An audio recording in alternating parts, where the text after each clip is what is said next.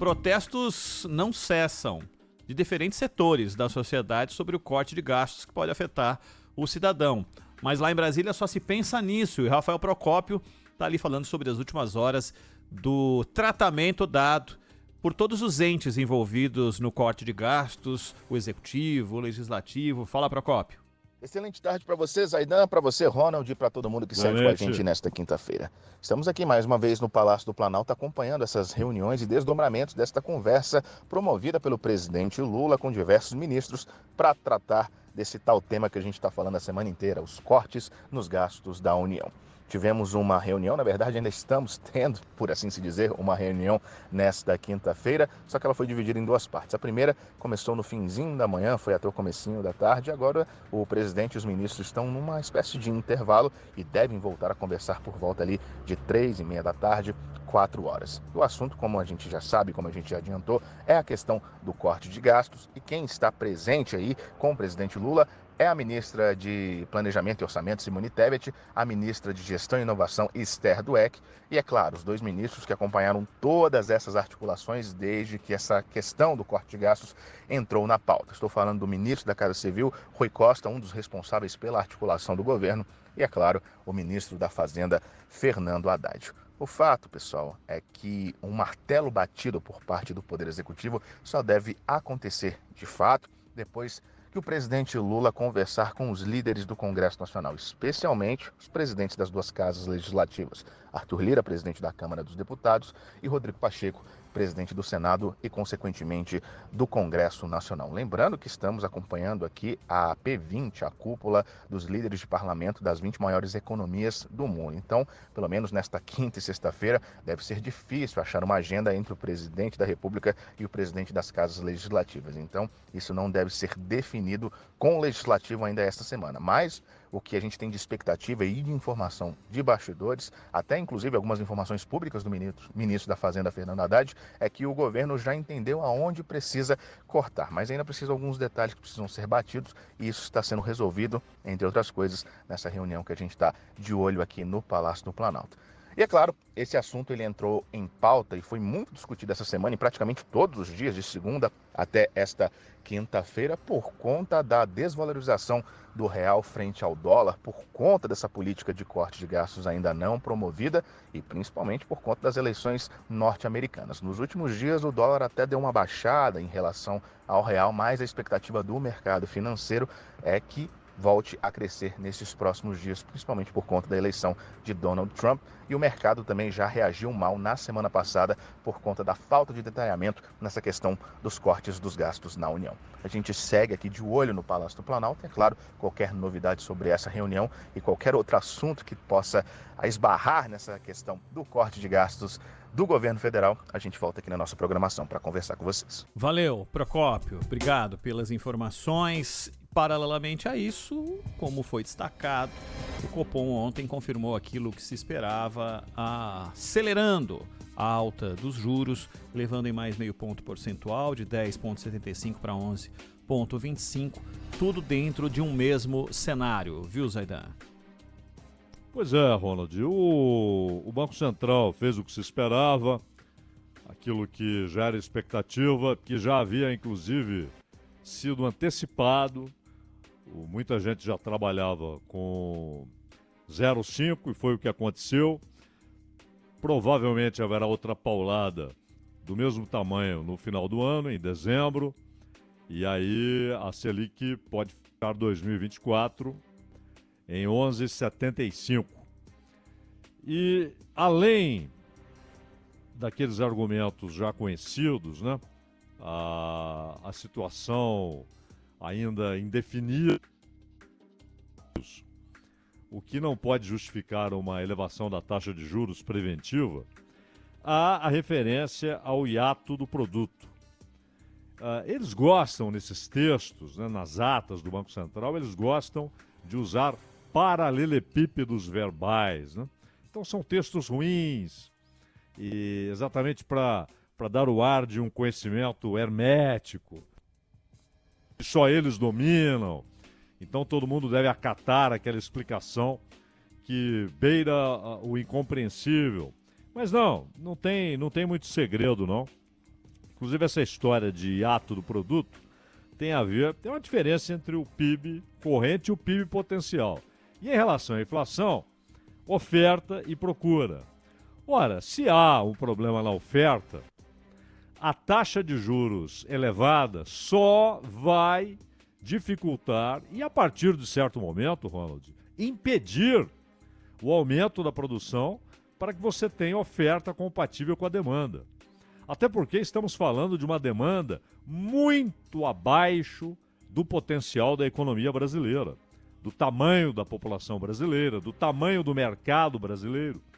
O consumo é muito baixo para o que pode ocorrer na economia brasileira. Nós poderíamos ter muito mais consumo, mais demanda, mais produção, mais comercialização, mais empregos, salários mais altos, renda mais alta e mais arrecadação.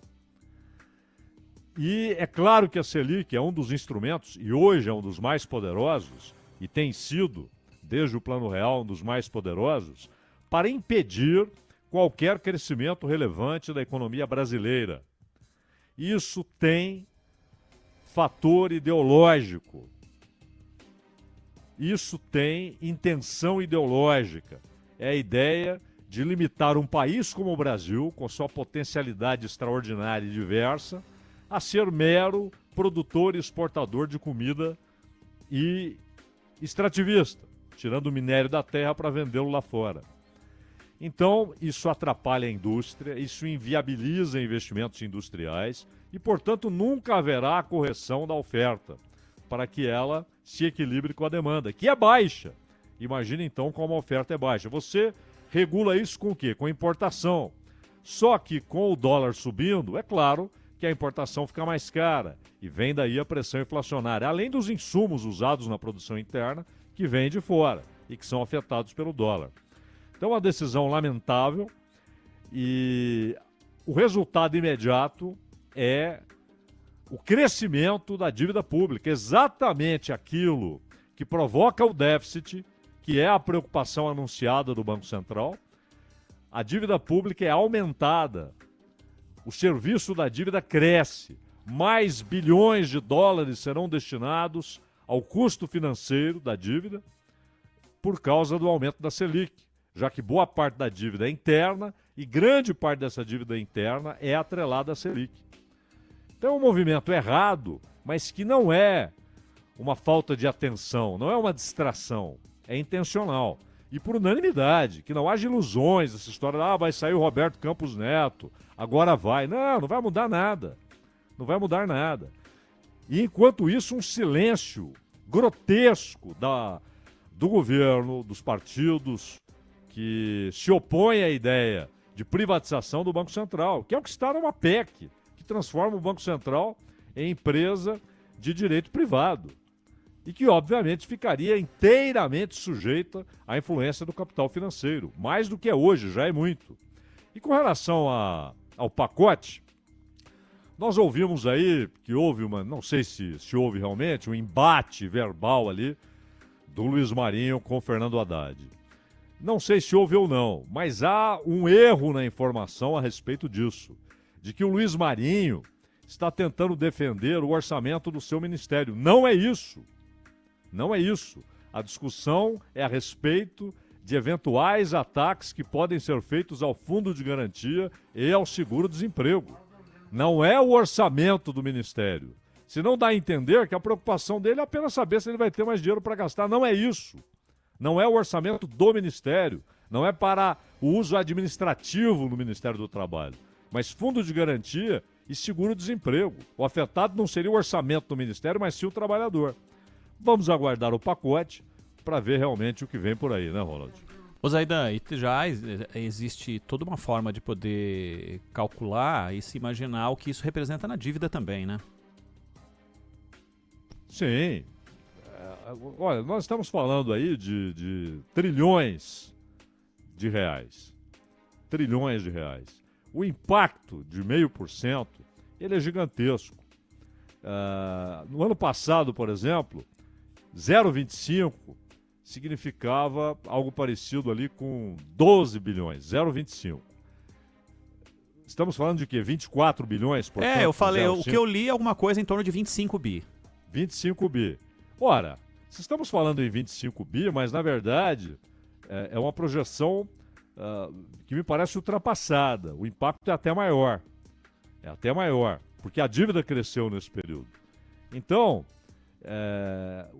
nós temos hoje um orçamento sequestrado pelo custo da dívida. É por isso que a gente insiste aqui, não é, Ronald? Que a discussão sobre déficit primário é inútil, é tola, é uma brincadeirinha. O que importa é o déficit nominal. Você fazer as contas sem levar em consideração o gasto financeiro, o custo financeiro da dívida, o pagamento de juros e as amortizações. E muitas vezes o pagamento de juros é fantasiado como sendo amortização. Por quê? Porque existe um impedimento constitucional de você usar dinheiro do orçamento para o que não é gasto obrigatório. Então, você não pode deslocar, por exemplo, o orçamento da Previdência, dinheiro da Previdência, para pagamento de juro da dívida. E isso é feito. Mas chamam de amortização. Então, no total, há 4 anos, por exemplo, para cada 500 bilhões, o governo ia buscar esses 500 bilhões fazendo nova dívida. Entravam 500 bilhões. Só que eles já entravam para pagamento da dívida vencida ou dos juros vencidos da dívida. O governo passa a fazer empréstimos para pagar o empréstimo que está vencendo. E o orçamento está sequestrado. E, ao mesmo tempo, o capital financeiro, dono da dívida, de grande parte da dívida, mais de 70% do capital interno. Os outros 30% estão nas mãos do capital financeiro externo. O que eles dizem? Corte gastos, para você ter condições de honrar esses compromissos financeiros. Mas cortar onde? Emendas parlamentares, fundo partidário, mordomias várias e mil do establishment do poder no Brasil, do Estado brasileiro, no judiciário, no executivo, no legislativo. Não. Corte do aposentado, arranque do aposentado, da pensionista, daquele que nada tem e recebe um benefício de prestação continuada, corte do desempregado no seguro-desemprego, corte do fundo de garantia, corte da educação, corte da saúde, portanto do SUS. Essa é a ideia. E a imprensa reproduz isso e fica dizendo, mas não anuncia, não tem corte, não tendo corte o juro tem de subir mesmo, ainda batem palminhas para o Banco Central. Não entendendo que esses movimentos da Selic estão aumentando o problema, que é a dívida pública e o custo da dívida pública. Mas isso é intencional, não da parte de quem reproduz o discurso, mas da parte de quem o formula, né, Ronald? Só para você ter uma ideia, esses 25 bi equivalem a mais ou menos 15% do orçamento do Bolsa Família. Num ano. Esse movimento de 0,5% significa mais ou menos 15% do Bolsa Família, que gira em torno de 170 bi por ano, um pouco mais, um pouco menos. É isso que representa esse movimento de 0,5% da Selic. E só um aspecto, Ronald, por isso que ontem até a gente conversou aqui sobre dívida pública, não é? Como ela foi formada e principalmente o ciclo nos últimos 50 anos, desde o fim do padrão ouro-dólar, decidido pelo Nixon em 71, e o que isso representou em oferta de dólares, em possibilidade de empréstimos a 4, 5%, só que depois esse juro de 4, 5% saltou para mais de 20%. O movimento para transformar dívida particular em dívida pública, o que fez o Fundo Monetário Internacional, aplicando arroxo salarial e desinvestimento público como saída. Enfim, nada disso é motivo de uma auditoria? Vamos simplesmente ficar afundando o pescoço na lama da dívida? 3